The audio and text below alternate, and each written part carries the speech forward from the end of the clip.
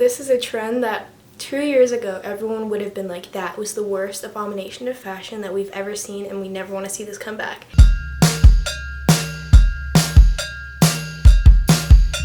And everyone's gonna eat it up. It's working. It's working. It's really interesting because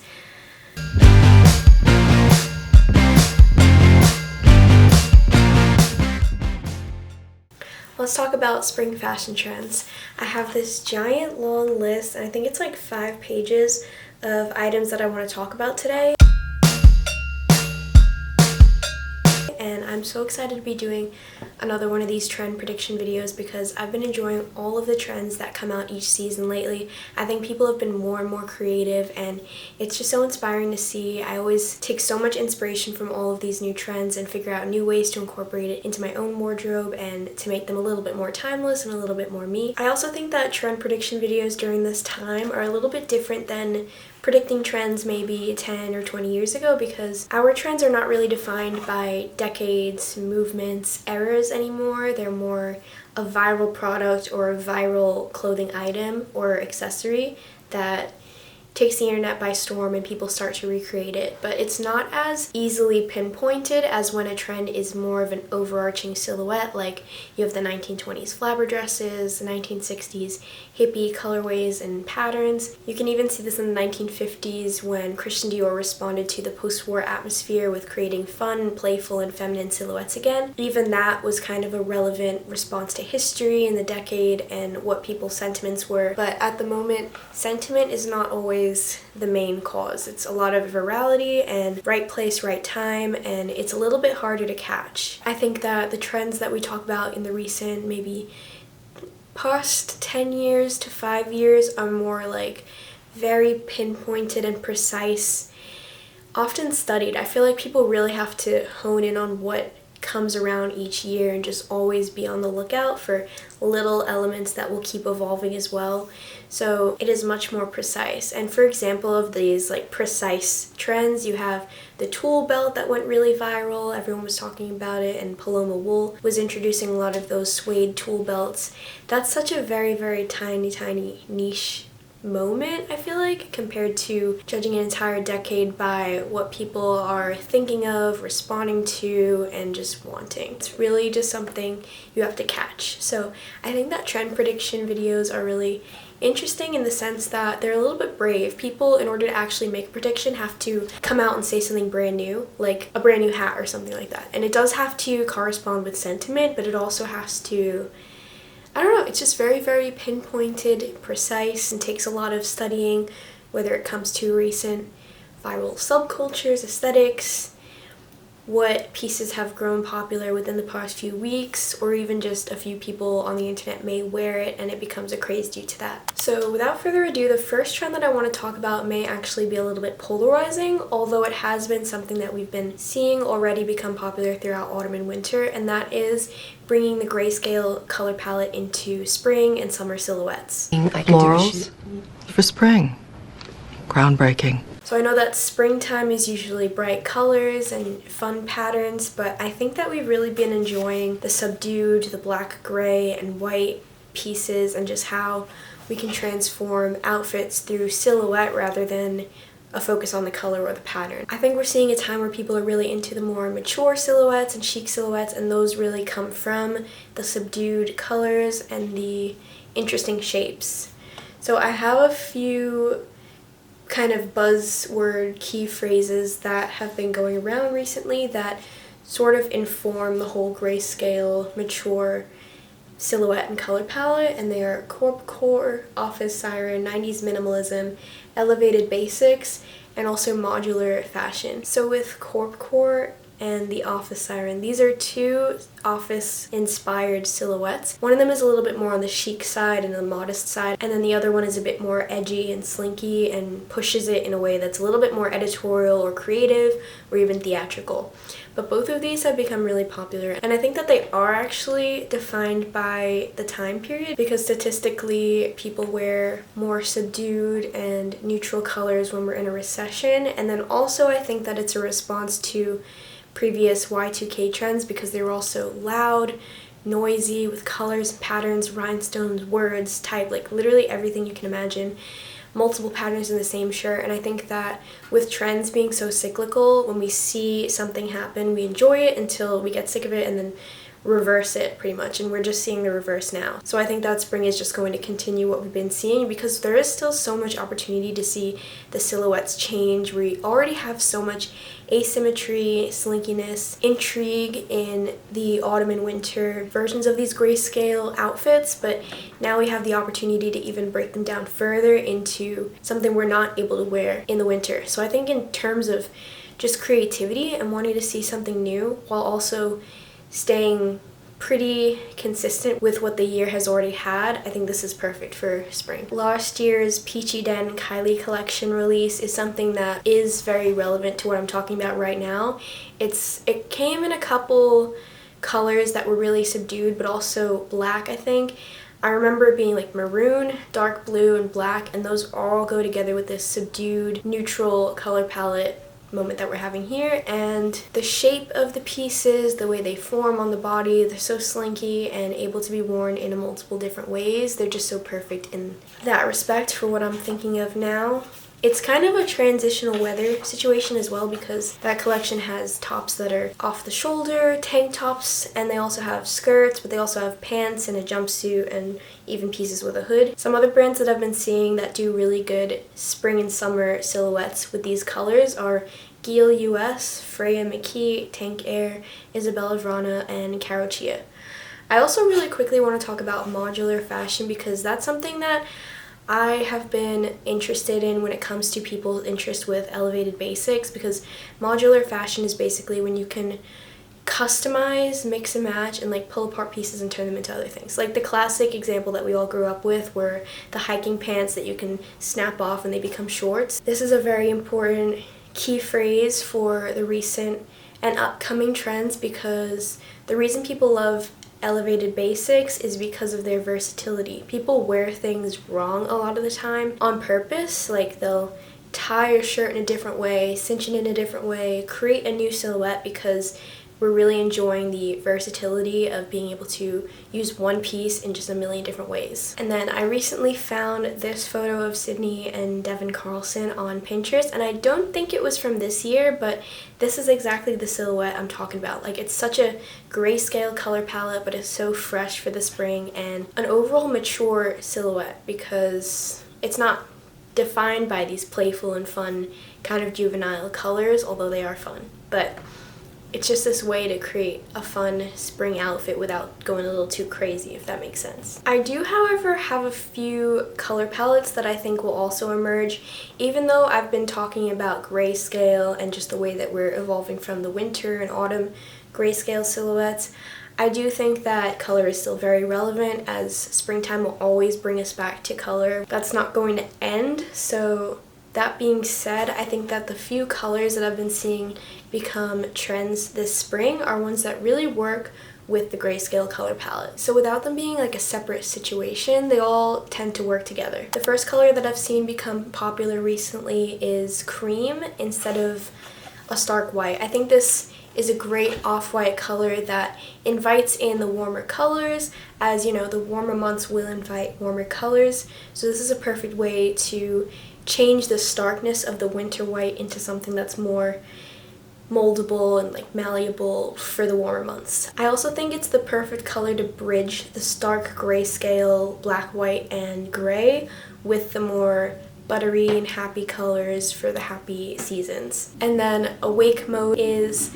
one of the brands that I've seen come out with a collection utilizing cream a lot. And then two other New York designers that I often see utilize cream. They both tend to do it all the time, but I still want to mention it for this trend, which are Tay Park and Elena Velez. Butter Yellow is the next color trend, and a lot of people have already been talking about this. It's such a simple and just calm form of yellow. I think that a lot of the colors are going to be either darker than the pure hue of them or pastel. I don't think that we'll see many of the solid pure hues, and especially not neon, just because these soft colors are pleasing to the eye in the sense that we don't want the really bright over-the-top colors and patterns to just you know, like we did with Y2K. So butter yellow is perfect because it is still this happy color, perfect for the season, but it is soft and just not an eyesore. So I saw this outfit that Lynn Mick wore, and it was perfect in terms of the color, but also the entire silhouette and the pieces that she used. All of this is extremely on trend for spring, especially like the shorts that she's wearing, and I'm going to talk about that later as its own trend. And then last autumn, Chloe Philopoulos wore this butter yellow dress, and a lot of people have actually mentioned that one as well. I want to move into olive green, which has become a trend mostly because it's seen all over the autumn and winter 2024 runways. And it's interesting because those runways aren't obviously predicting the spring trends, but I think that people, and especially those in fashion, tend to look at the recent runway, and even though it's predicting the future, they'll start to try and incorporate it now, just to sort of get ahead, play with the silhouette or play with the color, and just get used to it in time. Some of the runways that I saw this color on were Alberta Ferretti, Balmain, Fendi, Gucci, Kenzo, MM6, Masha Popova, Burberry, Caperni, and Bottega Veneta. I also think the fact that people are going to start wearing olive green a lot in the spring also validates my grayscale prediction, because we're seeing people wear an autumn winter color in the spring. The next color I want to mention is navy, another one of these dark hues that mesh well with grayscale but are really an easy way to bring back color into the warmer months. So I recently saw Susie Lola talk about navy during her London Fashion Week Outfits of the Week video. And it's interesting to me because her favorite color, I've noticed, is Yves Klein blue, which is this pure bright hue of blue, and the fact that she is gravitating towards navy during this time kind of, again, just validates the whole grayscale and 90s minimalism trend that's going to continue for the rest of the year. The last color I'm going to talk about, red, is a little bit different in the sense that I think that the pure color is still relevant. We've seen a lot of the oxblood burgundy, almost burgundy, not really burgundy, it's kind of like cherry red, sort of emerge in the winter, and then the pure red was very popular in autumn. But I think that both of them work really well because of the warmth within the pure hue, but then also the subtlety in the oxblood cherry red. So I think that the warm tones within the color is what will enable it to mesh well with spring and also the grayscale, but also the way that people have been wearing it. So people wear it as a pop of red, and it's the similar kind of concept as calling cheetah print a basic, which is where it is this sort of solid color that isn't going to ruin a color palette unless you are wearing a million pieces of color at once. That just seems to find its place really well. I see that this trend is going to continue. I think people have not gotten sick of it. People still really enjoy it. I've seen a lot of the silhouettes evolve, including wearing the red tights with the red shoe and just having that whole entire monochrome silhouette. So because the red is something that people are still really enjoying, I think that we can get away with the pure hue here. Because spring is a little bit of a transitional weather period, cardigans are a really great piece for this. They're such a nice, sophisticated, mature staple. They're both lightweight for the warmer months and a little bit more coverage for the colder months, and just a very popular piece within all of these trending silhouettes like 90s minimalism, corpcore, office siren, and just elevated basics atmosphere. When I think about cardigans and the styling that would be perfect for the spring, I think of the Depop seller Grey Room Shop, just because they have the silhouette down pat. I see a lot of playful track jackets and the kitten heels, especially the kind of uglier sporty kitten heels, being put together with such beautiful elevated pieces, elevated with great construction. Like I'd see a lot of Junior Watanabe or Comme des Garçons kind of pieces that are these big beautiful button cardigans. And yeah, just this whole Depop seller's way of styling is how I see the cardigan becoming a really great transitional happy spring, subdued winter kind of piece. Honestly, the way that they style their pieces is something that always draws my eye in and makes me always want to get the stuff that they're selling, just because they have such a good eye for the taste of today, especially with people being really interested in mixing feminine and masculine, and I think it's just great. Similar to cardigans being really great for transitional weather, we're going to see a lot of capris, and this is an interesting trend because it's been a little bit more of a slow burn along with all of the 2014 trends that are making their appearance again. I think that it's perfect for when you want to keep that elongated silhouette of a pant but it's too warm outside, And at the same time, when it is still cold, but the sky and the atmosphere is just so bright and happy and ready for spring, it's perfect to add that playfulness and the spring vibe. A really, really great seller for the capri at the moment, very relevant with today's 90s minimalism trends, is Isabella Verana. She has a capri in her L collection that is perfect for an office silhouette, a casual daytime look, and a nighttime party look. It's one piece in particular that I think will make the capri more palpable and more acceptable, where it's been a little bit more of an apprehensive and wavering trend for people to catch on to. And it leads me into the trend of slimmer pants, which this is another apprehensive and wavering trend, even more so with a little bit of pushback, especially because we've been enjoying the wider pant silhouettes. But again, fashion is cyclical, so where we've seen slimmer pants popular in around 2014, baggier pants become popular around 2018 to now, and then we're going to see the slim pants come back. It is kind of interesting though that grayscale comes back because we've become sick of the Y2K eyesore. But with slim pants coming back, everyone's like, we're not ready for this, we don't want this, we're not going to enjoy it as much as the interesting baggier, wider leg pants, but we'll see what happens with that. I think that capri pants are what become acceptable for me when it comes to the slimmer pant, because I can totally see a capri, like a slim capri with a kitten heel, much more easily than I can see skinny jeans with pretty much anything. However, I do come to appreciate the indie sleaze grunge photos of people wearing skinny jeans, because I think that they had a really great way of styling them with just an abundance of accessories and textures like metallic and fishnet and stuff like that. And I think that it takes the focus a little bit away from the skinny jean, but that allows the skinny jean to be a sort of playful element to the whole thing. Along with the skinny jeans trend that people are starting to talk about, slim trousers that aren't necessarily skinny but just a slimmer fit than the wide leg or maybe the straight leg are coming back too. I've seen them a lot on the runways, and I think that people are a little bit more ready to wear this and already have been wearing it a lot, because they are still flattering but still keep the elements of a wider pant that everyone loves, the way they flow with the entire silhouette, and just seem a little bit more sophisticated than a skinny pant. Another slow rising but also pretty popular trend that's going to come back for the warmer months are jorts, or the Bermuda length short. I've personally never tried this out because I feel like the only way that I would enjoy it is with a long pointed toe heeled boot. I think that the way the short lands is just on an unflattering point that I'd want to cover the rest, not with the pants sort of look, but with something that just ties it all together. That's just me personally, but it is perfect for this time where people are mixing the feminine and the masculine silhouettes in interesting and fun ways. A lot of people have been mentioning two-piece sets when it comes to jorts, as this can be either a denim vest and a denim pair of these shorts, or even the same two pieces in a suit material. And I think this is really fun and brings back the feminine, sophisticated look to it all. It has both chic structure, but it's also playful.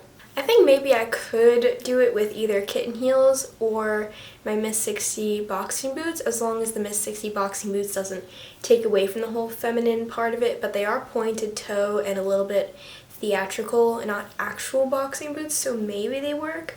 I'm going to show them real quick. This is one of them. I don't have them fully tied up just because I try to preserve the amount of times I mess with the metallic and lace them up. As you can see, the metallic gold has taken a beating, which is pretty sad because I love them so much. But yeah, maybe these, just due to the fact that they have more of a pointed toe to them, would work with this silhouette and keep it in that feminine range that I like. The next two trends I attribute to Miu Miu making underwear as outerwear trendy, and the first one is the boxer shorts. I think that because they're such a bigger and less tight form-fitting short, they're really good to create structure. I've seen a lot of pinstripe pajama shorts. When people wear them out and dress them up really nice and chic, they kind of embody this sort of effortless, model off duty, or just European summer, and it tends to just transform a piece from something that would be seen as messy to something that is now just chic, put together, playful. Hot pants are going to continue building in their relevance. They've been around for a little while. also due to Miu Miu's runways, but I think that because they can be so closely associated with indie sleaze grunge, they're going to keep coming back because that trend in of itself has become a slow burn sort of rise to popularity and the forefront, and when everyone is talking about it, I think that a few people are, but not enough for it to be considered truly in yet. A lot of these pieces can be seen in metallic. I remember seeing Susie Lola make a video about her birthday party that was indie sleaze themed, and her friend wore these metallic shorts in both silver and gold. I see a lot of these size shorts, especially the silver, with a belt across the front of them so that it's not necessarily where a belt usually is, which is higher up on the waist, but it's just across the silhouette directly in the middle of the shorts. I did a photo shoot recently called Sonic Mirage that was under this kind of grunge indie sleaze theme, and the stylists had used this technique when they styled these shorts. I think they could look really cool with kitten heels or even those Miss 60 boots, and it's just such a cool girl silhouette when it's sexy, edgy, indie, a little bit of punk. I'm gonna give a prediction now, but it's a little bit more of just, please can we make this happen? Not necessarily anything that I've seen enough to consider a trend now, but it's something that feels relevant due to the movements and little aesthetics that are starting to grow in popularity, and I just really love it in general, and I would just love to make it happen. So this is just gonna be my let's bring this into existence. I'm gonna grab it right now. I want these British flat caps to be way more popular than they are. I see a few people here and there incorporating them in either indie look, a cool girl look, and I think that it has so much potential because all of these trends that we're seeing, whether it comes to the juxtaposition of feminine and masculine pieces, or even just the British roots of grunge, indie sleaze, and punk. But it is so perfect because it just looks so good. Let me just show you. Like, this looks so good. It's just such an interesting piece. It doesn't require too much work to make it look cool. I could just see that being a really cool going out piece.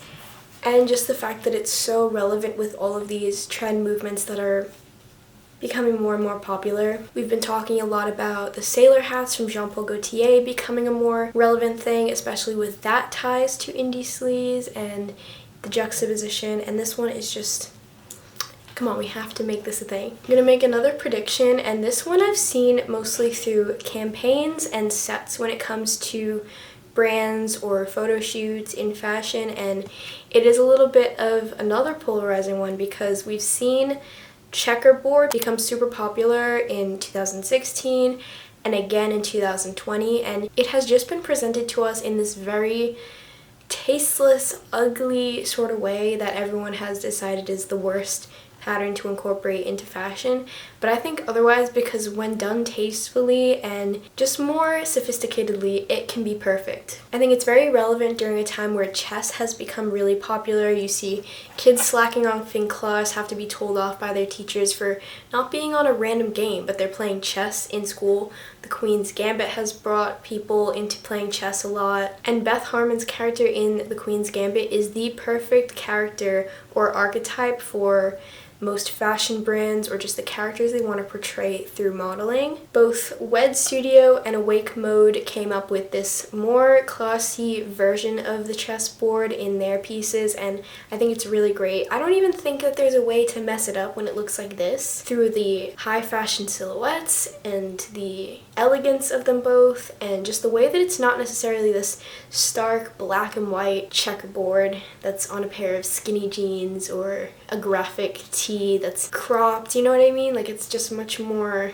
beautiful. I also saw a Ben Doctor photo shoot set where it was full of this checkerboard chessboard, and it was really, really well done. I was in love with it. And then also the small magazine in New York City, Prima Donna Zine, made a shoot where the theme was chess. I think it was called Making Moves, and the model is playing chess literally. I even saw a campaign collaboration with Coach and Lil Nas X where he's positioned on this moving, ongoing chess game on this round chessboard. So even a huge brand like Coach bringing the chess craze in makes me think that it's a pattern that people are going to start experimenting with more.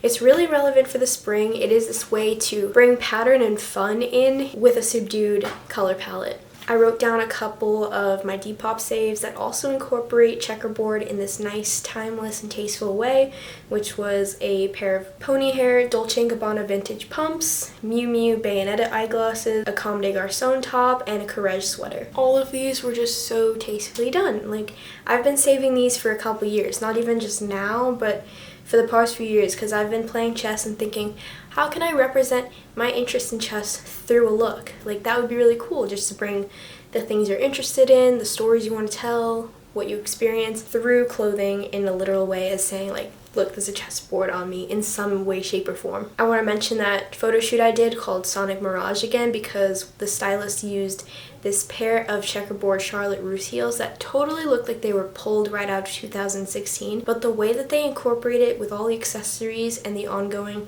aesthetic of this shoe is so perfectly relevant for today that I just think with the right amount of focus and consideration and just making it work in a beautiful, tasteful way, it's amazing. And then two more chess related things that tie into fashion were Alexander McQueen's Spring 2005 runway, which was a projected chessboard that the models walked across as if they were literally the pawns and the pieces playing a chess game. And then another one is this downtown Manhattan party craze called Club Chess, which is this fashionable party atmosphere with a DJ, but people go for the purpose of playing chess in this more nightlife atmosphere. I think it's a really cool juxtaposition of the two things. Another trend that I'm really excited about is the mature crochet and knitwear, whereas in the past we've seen knitwear and crochet come into the spring in this very fun, playful, sort of childish way, and it has come back every single spring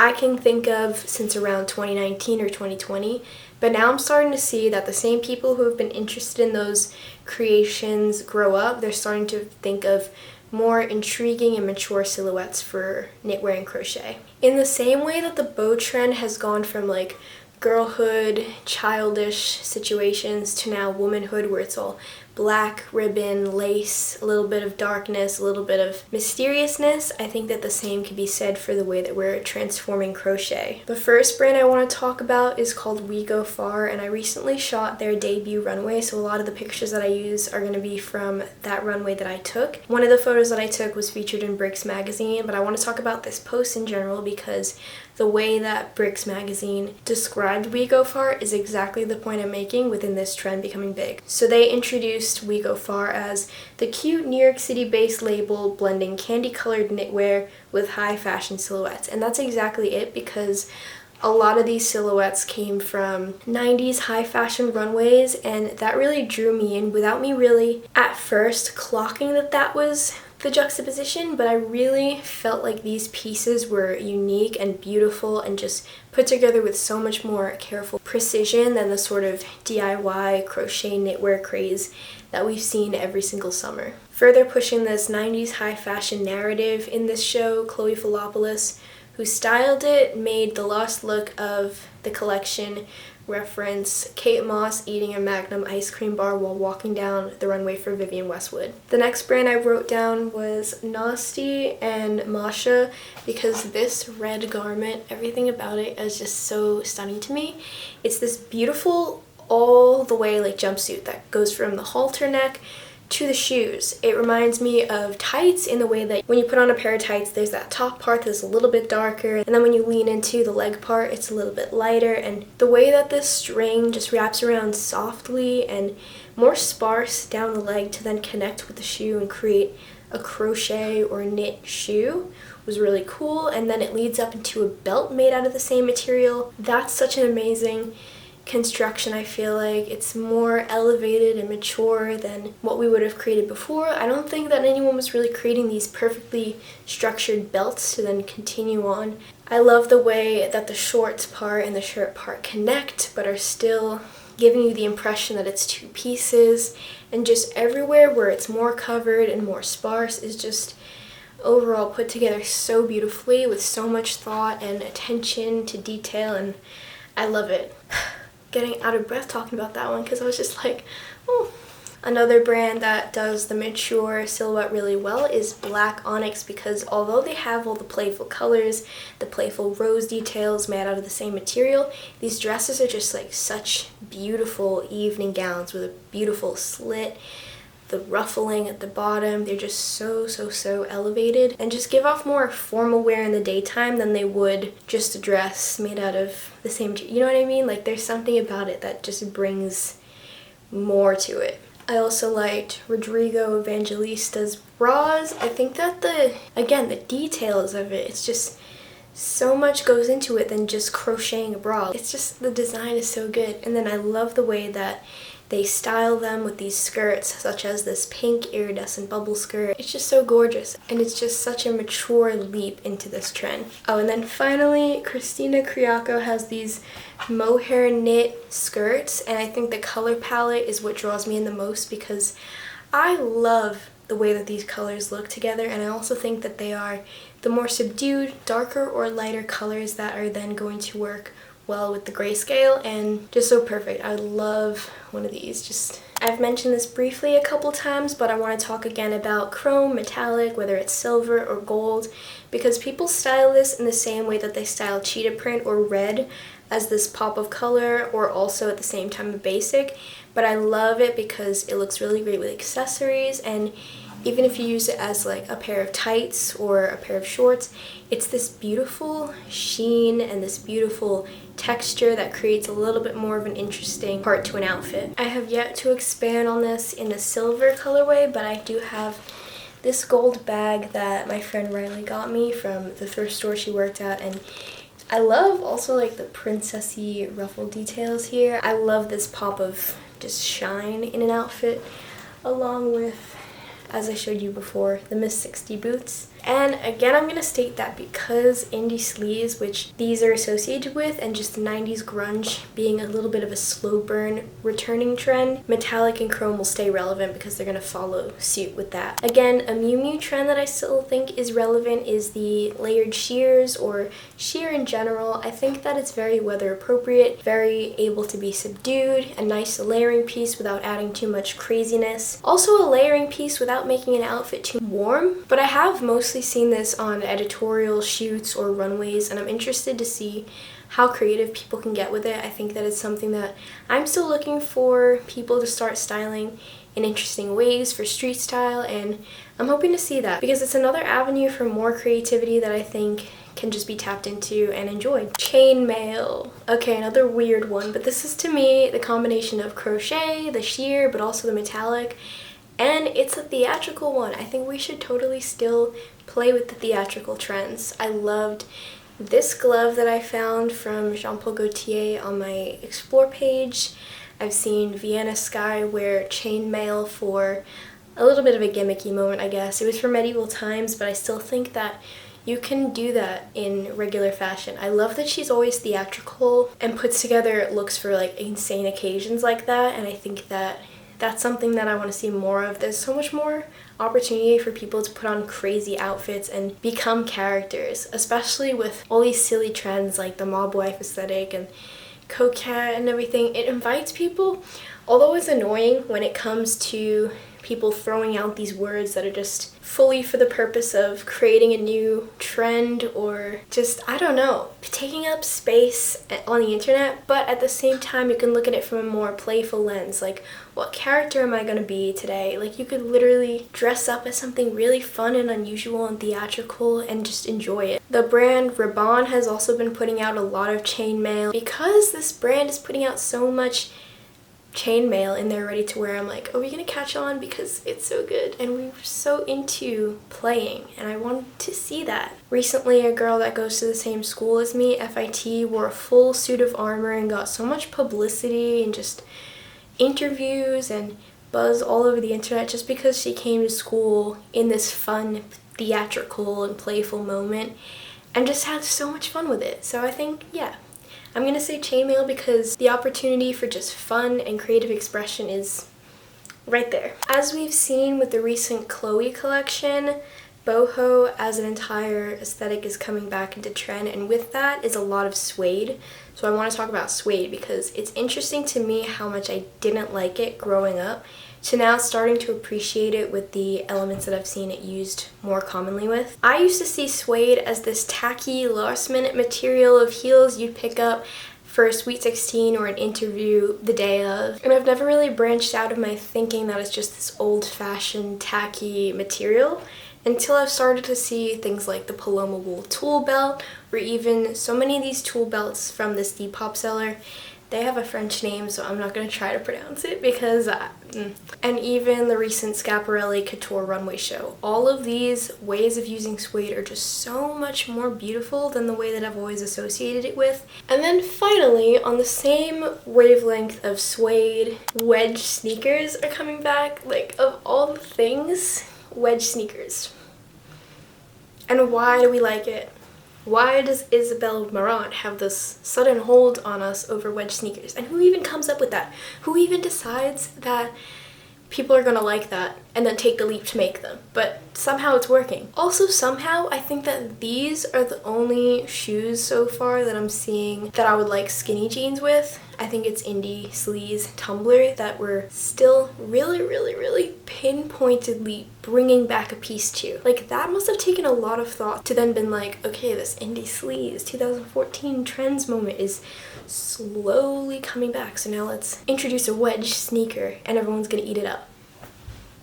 It's working. It's working. It's really interesting because this is a trend that 2 years ago everyone would have been like, that was the worst abomination of fashion that we've ever seen and we never want to see this come back. And the same people are wearing it. I'm just amazed. But that's why I talk about all these trends, because this progression is just so much fun for me. It's so much fun to see how people mix and match different decades or just movements into today and just bring back certain pieces and why they bring back certain pieces, and even just catching that viral moment in that spot where it comes out. So with that being said, I hope you enjoyed all of the trends in this video. Let me know if you agree with them or if you have more predictions, if you think I'm wrong about any of them. I'm super interested in just the overall discourse of these spring trends and trends to continue in 2004. I was about to say 2014. 2024? Isn't that funny? Anyway, the trends that will continue in 2024, not 2014. If you'd like to keep up with more of the fashion that I wear day to day and take pictures of, or even my editorial photography or editorial styling, I'll have my social media linked down below, and I hope you had a great day, and I will see you next time.